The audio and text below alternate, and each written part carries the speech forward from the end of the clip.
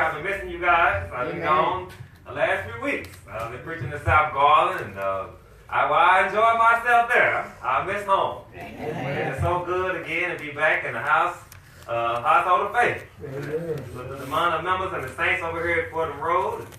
Again, I want to just thank God just for another day. Isn't it beautiful outside? Amen. We got a lot of reason to rejoice. So let's just thank God for the little things that He gave us. Just the sunlight, all the rain we've been dealing with lately. But again, I just want to, just thank you guys for your prayers as well as I've been gone. And again, I miss y'all greatly. And so glad to be back in this house. Only thing to be better, we had some food going on today. But other than that, hey, I'm so glad to be here. I had read for your hearing 2 Kings 20, verses 1 through 6. But the Bible reads, in those days was Hezekiah sick unto death. And the prophet Isaiah, the son of Amos, came unto him and said unto him, thus saith the Lord, set thine house in order, for thou shalt die and not live. And he turned his face to the wall and prayed unto the Lord, saying, I beseech thee, O Lord, remember now how I walked before thee in truth, and with a perfect heart, and have done that which is good in thy sight. And Hezekiah wept sore. And it came to pass, afore Isaiah was gone out into the middle of the court, that the word of the Lord came to him, saying, turn again, and tell Hezekiah, the captain of my people, thus saith the Lord, the God of David, thy father, I have heard thy prayer. I have seen thy tears. Behold, I will heal thee. On the third day thou shalt go into the house of the Lord. And I will add unto thee 15 years, and I will deliver thee into this city of the hand of the king of Assyria, and I will defend this city for my sake, and for my servant David's sake. I chose for a topic today, it's time to get our house in order. To make this topic work, I'm going to have 3 points, and the lesson will be yours. The first one is the signs of death are all around us. Secondly, a strong prayer life can help us get through any situation. And lastly, sin is the problem. God is the answer. Amen. Whenever we have an event in our home, what we do? We clean up, we make sure the baseboards are all clean, the yard is mowed, and everything is looking perfect for that home. We want to make sure that our guests come in and have a welcome, good home to come to, right? We want to make sure that it's clean and suitable for our guests. So we do everything we can to make sure we get that house in order for our guests. Well, today we must ask ourselves, is our house in order? If God came back right now, will we go to heaven? If God came back right now, where would you spend eternity? And that's a question I think you better know the answer to. The most important question to ever be asked in your life. If you die right now, where would you spend eternity? Since we are the church, if the church is messed up, if your house is messed up, that means the church is messed up. So when we talking about getting our house in order, I'm talking about your house, so we can get this house in order. So I want us to look at this text. As we examine this text, I want you to consider your own life. And consider your own life. If your own life is in order or not. And if are you ready to build the kingdom right here at this congregation? Because if you're not ready to build the kingdom, you will be lost. But God is giving you an opportunity to enter into the kingdom.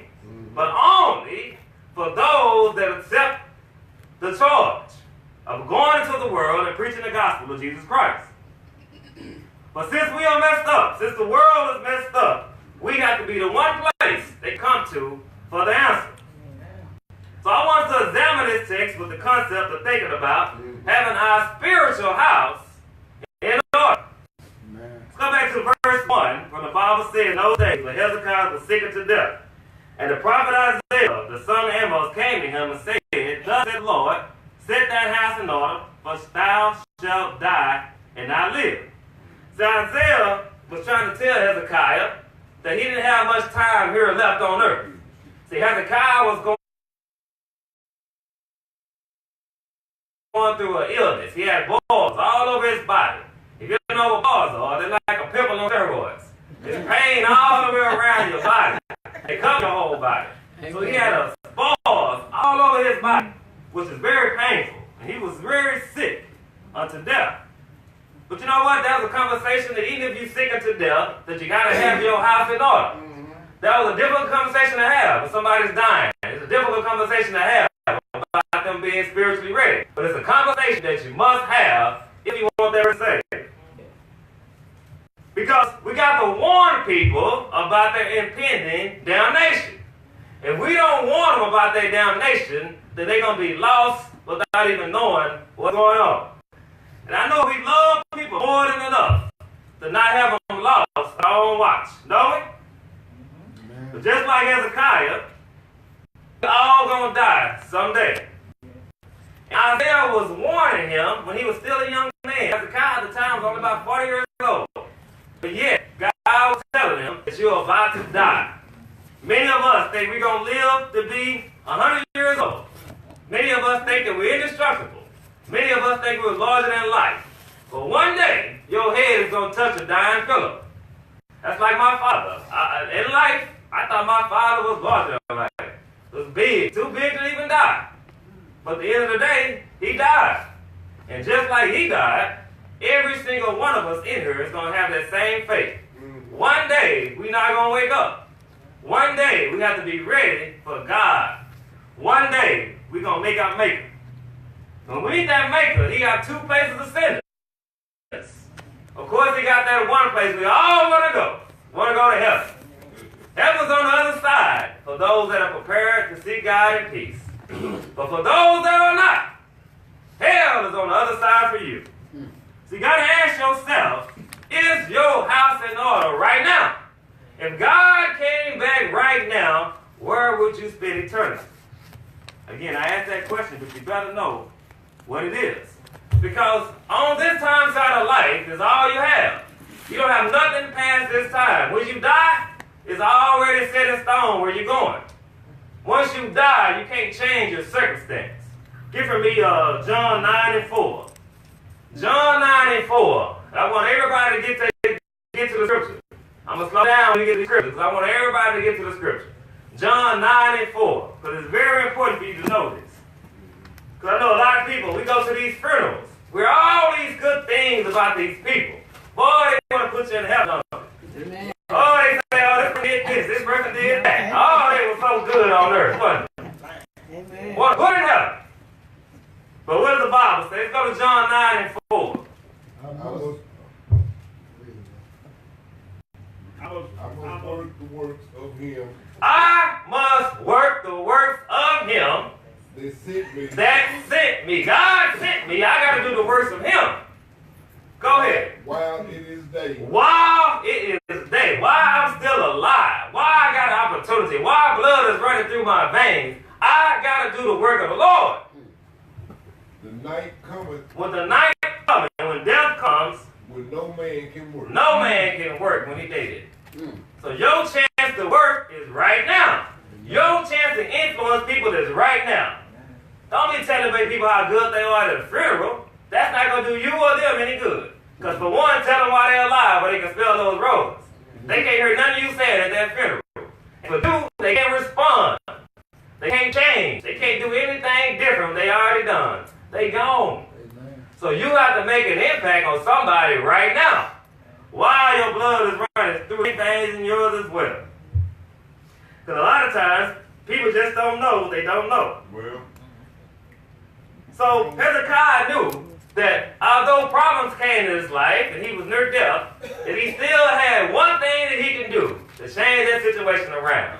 One thing that he can do to turn that bleak situation into a blessed situation. The only thing that Hezekiah could do was pray. And sometimes in our life, nothing else will even work but that prayer. And it may seem like things are so overwhelming, seem like things can't change, but prayer can change things in your life. But you gotta believe that it'll change in your life, or it won't change anything in your life. Hezekiah had a belief that prayer would change his life. Go down to verse 2. He said, then he turned his face to the wall and prayed unto the Lord, saying, read that verse for me too, brother. You see, verse 2. Yeah, verse 2. And his disciples asked him, saying, Master. No. 2 Kings, verse 20, verse number 2. Then he turned his face to the wall. Then he turned his face to the wall And prayed unto the Lord. I beseech thee, I beseech thee, O Lord, remember now, keep now going. how I have walked I have walked with thee. He wanted God to remember that he had walked with him. Go ahead. in truth And with a perfect heart, and with a perfect heart. and have done that which is good in thy sight. And Hezekiah wept sore. And Hezekiah wept sore. Hezekiah knew the only thing that he had optional at that time was to pray. His life was almost over, but he knew that prayer could change his circumstance. That prayer could change his life. But the thing about it is, a lot of times, a lot of us don't ask that prayer to God because we simply don't believe. We let Satan get in our life. Satan create a little doubt in our mind that, you know what, our circumstances are going to stay the same no matter what. But we can't have that thought if we're going to follow God. Because God can change you, but you got to believe that he can change you. If you go into it in your own mind thinking that it's going to be the same thing, the same story each time, it's going to be the same thing, the same story each time. Because you haven't created yourself in your own mind that things are going to change for your life. You got to truly believe that things will change. The word can change you. I'm living proof of it. I know it can. See, Satan want to capitalize, though, and tell you that it's just too late. Like Hezekiah could have listened to the prophet and not prayed. He could have said, okay, well, I'm about to die. It's all over. But he didn't do that, did he? He prayed to God because he knew God had the answer. Even when the doctors don't have the answer, Dr. God got the answer for you. Yeah. The world might tell you that it's all over. The world might tell you that you got a few months to live. The world might tell you that you have nothing left. But Dr. God might tell you something totally different. Amen. See, we can do God while others can't. God can. Amen. Is there anything that God can't do? But we got to access God. But the only way to access God is that be in relationship with him. You got to be in good standing with him. We always talk about, God will not hear a sinner. We talk about the sinner's prayer, John 9:31. We talk about people in the church too. If you're not living a righteous, godly life, God is not hearing you either. You just might as well be in the world. Because you're in the same boat with those in the world. Y'all don't believe me. Let's go to Isaiah 59, 1 through 2. Y'all looking at me funny. Let me prove it to you. Isaiah 59, 1 through 2. Because we serve a God that can do anything we even think in our mind. God can do 20 million times better than that. Behold, the Lord's hand is not short. The Lord's hand is not short. That he cannot save. Neither is his ear heavy. That he cannot hear you. But your iniquity, your sins have separated you from your God. Your sins have hid. And your sins have hid his face that you would not hear. From you that you would not hear. See, evidently Hezekiah was in a good relationship with God because God heard his prayer and responded to his prayer. See, sometimes our lives are all messed up because we have decided to separate ourselves from God. But whenever we separate ourselves from God, we don't have that relationship that we need. And that separation will have you out there with the devil. That's all the devil needs to get in. Just a little bit, get you just a little bit off track, a little bit away from God. So ask yourself today, is God listening to you? We know he hears not sinners. Or you living a lifestyle to where God is not even hearing you anymore. Think about that. Go down to verse 3. He said, I beseech you, O Lord, remember I walk with thee in truth and with a perfect heart, and have done what is good in thy sight. Wept sore. So those words hurt him. The pain was intense. But he still wanted God to notice, Lord, I walk with you. Lord, I with you. Lord, remember me. I want y'all also to notice he begged God for more time.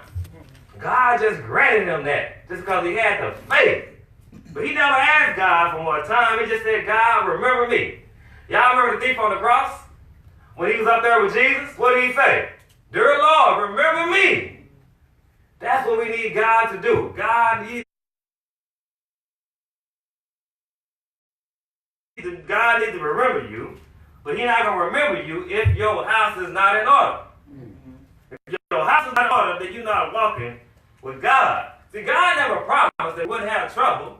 He only promised that he'll be there with us to get through it. Amen. But some of us give up. As soon as we run into just a little bit of trouble, we run back into the streets where we came from.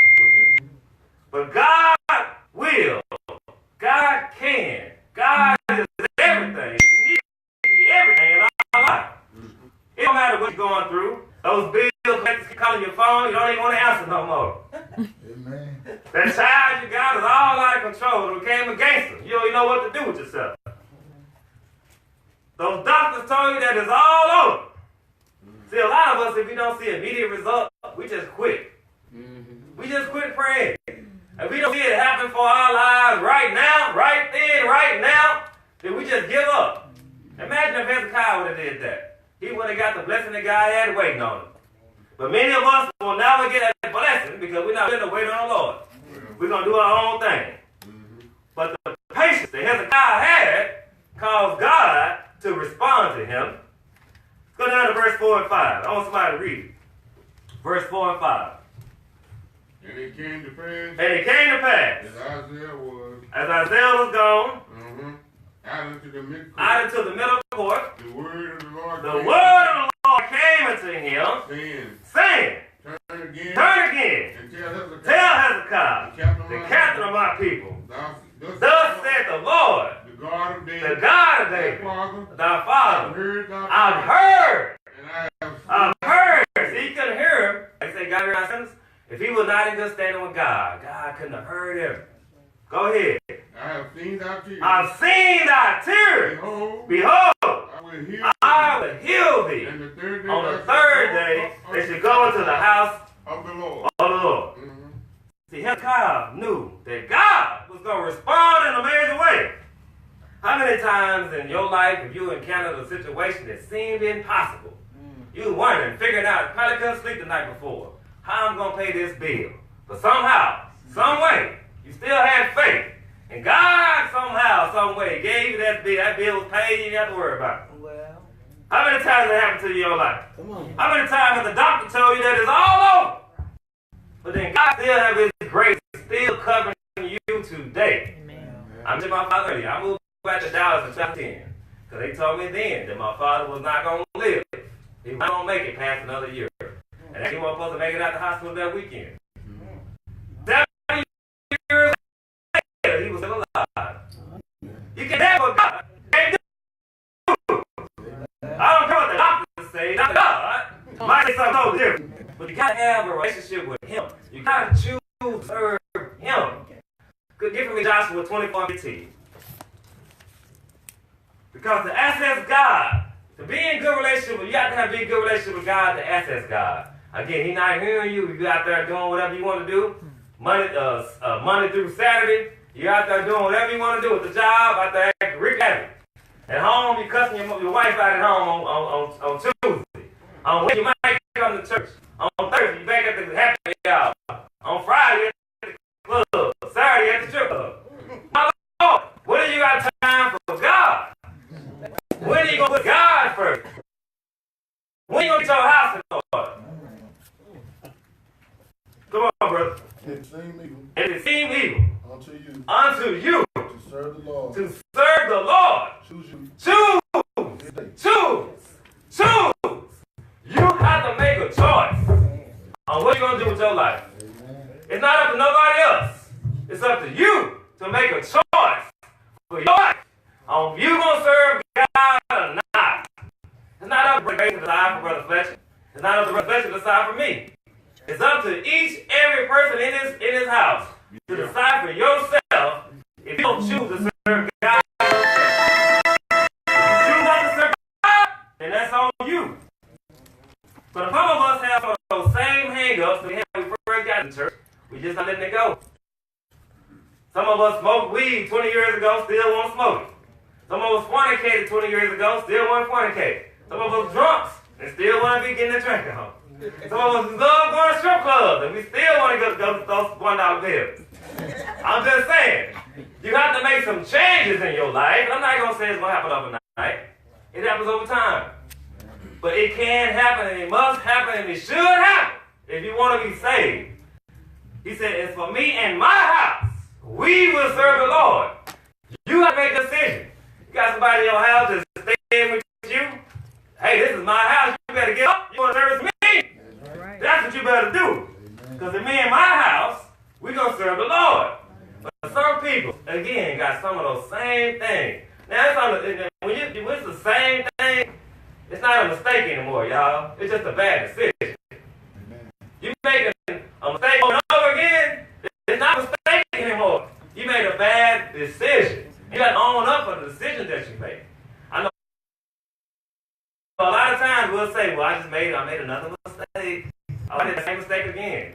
No. You didn't make the same mistake again. You made a bad decision. You made a choice. Again, you got to make a choice on whether you go serve God as well. He said, we in my house, we will serve the Lord. But let's go get from me Hebrews 12:1. For some of us, again, got some of those things that we had when we was coming up and just can't shake it. Chase women when we was 16, got to chase them now. Shot dice when we was 16, 17, got to shoot dice now. Some of those things we got to let go.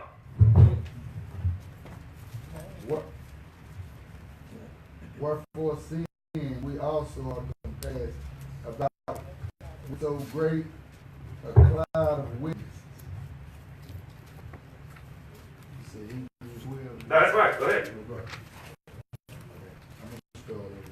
Wherefore, seeing we are also compassed with a great cloud of witnesses. Let us lay aside and sins which do it so easily.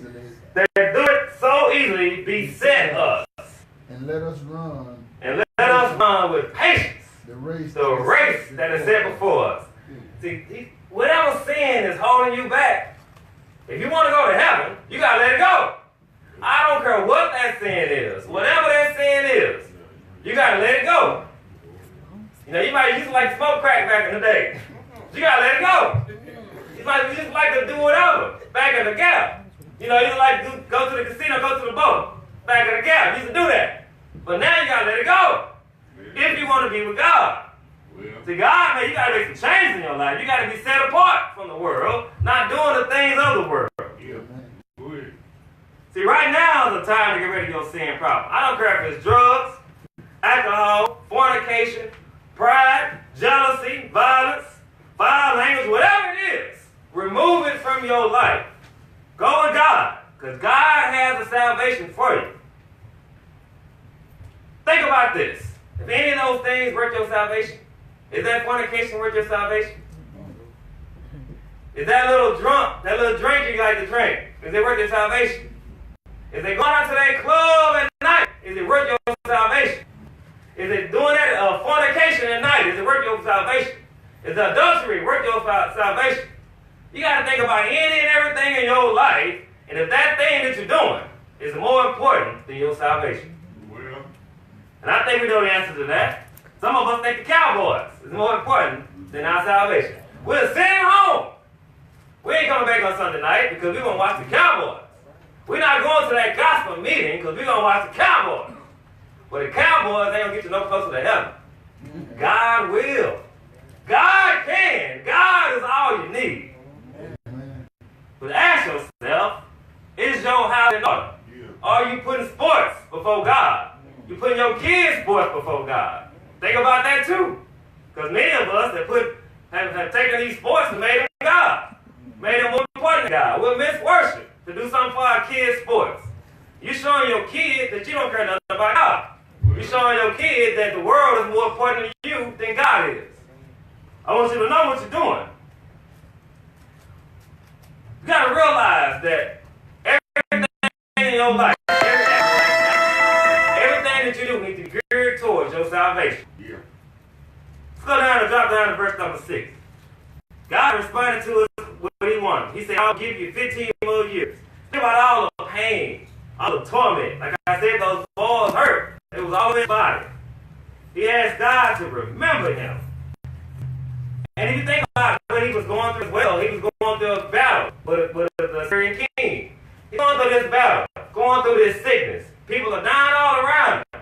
Yet he knew that prayer would help them get through that situation.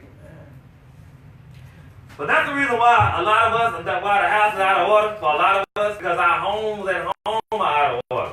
Amen. We don't spend any time reading about God. Most of us, the only time we get God is when we come here for the hour for a week. You're not getting here on time, so you're not getting the 2 hours. Most of us not getting the whole 2 hours for the whole week. We gotta start showing more respect to God than that, y'all. I mean, how disrespectful you go to your job late every single day? Or if you got a business, you're showing up late, two hours late on your business. How many people think you're going to patronize your business? They're going to be out. They're going somewhere else. Because you're showing disrespect to them. Same thing with God. You're showing disrespect to God when you show late. Showing disrespect to the one person who gave his life for you. You disrespecting him by saying, you know what, I don't care what time y'all show it down, I'm going to come when I want to. That's what you're telling God. You're telling me about the grave that you're telling God that. Yeah, remember, you coming to worship God, not us. So when you come here late, when you come here not prepared to worship God, that's between you and God. You're doing it to God, not to me. When you come in struggling there 10 minutes before we end the service, you disrespecting God, not me. You need to get your house in order. You get this house in order. Can't get this house in order if you're not coming to worship. If you're not doing your part. I got a vision for the church today. I'm going to present the business meeting. You be here. Men, stay and be here. Because God has charged you to be leaders. Amen. And we got a vision for this church, but it won't happen without you. Amen. I got a 10-year vision for what this church going to look like. But it won't happen without each and every one of us stepping up. Amen. I'm talking about everybody in this household, especially these men. Don't run here. Stay. Amen. Stand up. Stop running. God wants you to be the leader. In Fordham, is ever going to be the church that God wants to be? The men of God got to stand up. Am I right about it? We're going to present this church unbended. Just give me Ephesians 5 and 27. Ephesians 5 and 27. Because we want to present God something that's unblemished. We got too many blemishes over here in Fordham. Too many people not coming to worship on time. Too many people not worshiping God in spirit and the truth. Too many people are just doing their own thing. That he might present it. That he might present her to himself as a radiant church without what? Without having spot or wrinkle. Without having spot or we got too many wrinkles over here. Too many wrinkles right now. And I know that for the number of people come on Sunday night. Then Wednesday night. We got too many wrinkles. Bible study today. Had about half church. Where the other half at? Too many wrinkles. Go ahead, brother.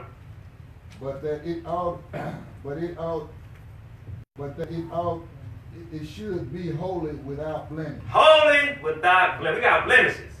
Whenever you're not here, that's a blemish. Whenever you're not on time, that's a blemish. Whenever you're not doing God's work, that's a blemish. We got too many blemishes. We go to door night and we have 3 people. What happens to the other people? There's a blemish. We got to start doing better. Because the signs of death are all around us. How many people you know you talk to that Sunday morning and they gone by that Sunday night? Think about this too. You have great hairs in places you didn't have before. Don't you? You have some great hairs you didn't know places existed. You got pains and body parts that you didn't even know about those body parts. It's harder for you to get out that bed than it used to be, ain't it? Got medication down for almost every day a week. Got to get a medication for your medication. Your skin getting more real. You got more chins than you ever had. Your entire body is letting you know that it's closer and closer and closer to death. Yeah. You got Arthur. And I ain't talking about I'm talking about arthritis. You get cold when you used to get hot. Well, Lost the feeling in your hands and legs. Just can't move around like you used to. These are all signs day you're getting closer and closer to death. I got a secret for you. But you know you was born dying? Yes. That each and every day you're closer and closer to that death date. I know a lot of times we might go to the hospital and make an appointment. And then we might cancel that appointment and say, you know what, I'm going to go another time. But there's going to be one appointment that you don't cancel. There'll be one guest that you can't uninvite. Let's go to Hebrews 9 and 27. I know sometimes I mention how you get your house cleaned up for those guests. Because one day you'll have an unexpected guest. And you ain't going to have time to get it cleaned up. You're going to have it already ready. Your house has to be already ready when this guest comes. Hebrews 9 and 27. What does the Bible say? And as it is. Appointed unto men. Once to die. But after this, the judgment.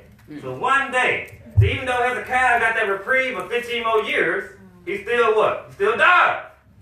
Just like Hezekiah. I don't care if you're sick, God heal you. Eventually, one day, it's going to be out of healings. You're going to be out of opportunities. It's going to be out of chances. The time you got is right now. Give me Revelations 20 and 12. Because one day, if your house is not in order, you're going to be judged. Whether it's in order or not in order, you're going to be judged either way. But that judge is going to come at a price, at a premium. If you're not ready, it's going to be some hell to pay, as they would say. Go ahead. And I saw the dead. I saw the dead. Small and great. Small and great. Stand before God. I don't care if you're rich. I don't care if you're poor. Small and great. Go ahead. Stand before God. Stand before God. Books were open. Books were open. And another book was open. Which is the book of the life. book of life. And the dead were judged. And the dead were judged. Out of those things. Out of those things. Which were written in the books. Which was written in the books. According to their works. According to what? Their works. Their works. You're going to be judged according to your works. Yeah. I'm not going to be judged for Brother Fletcher's works. I'm not going to be judged for Brother McGilbert's works. I'm not going to be judged for other Brother Gray's works. I'm going to be judged for my works. You're going to be judged for your works. I don't care how good your mama is, how good your daddy is. You're not going to help on their grace. You're going to help on whatever you did. God will open that book and judge you off you. And that's all you got. You have no excuses. You have nobody you can blame.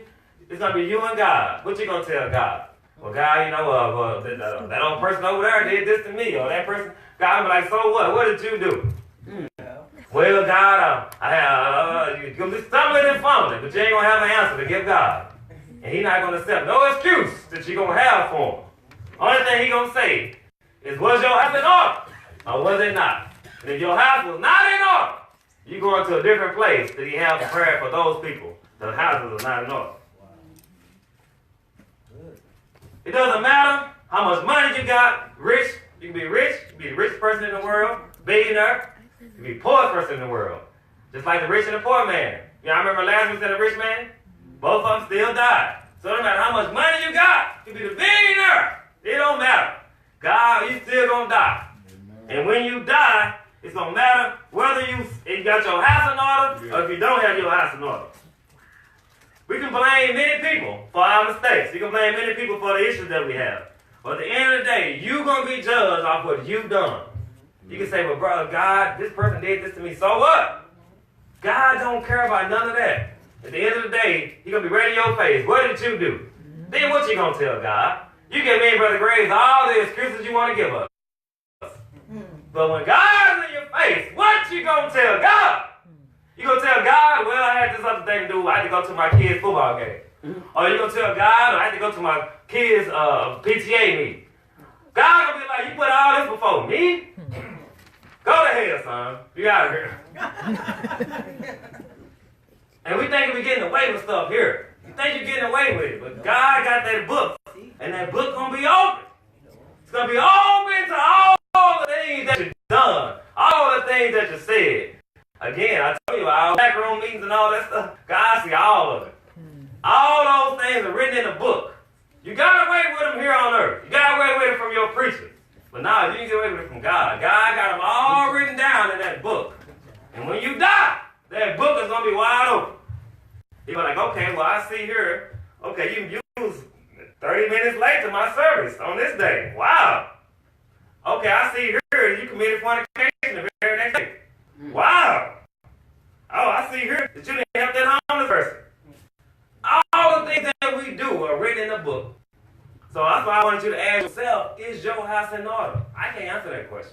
But you can. You can answer that question. I know we talk about people dreaming winning the lotto. They want to get rich. Want to win that lotto. You already got the biggest thing, best thing, better than the lotto ever could be. The lotto will be good for you right here while you're this time side. But when it's all said and done, the only thing that's going to matter is if your house is in order.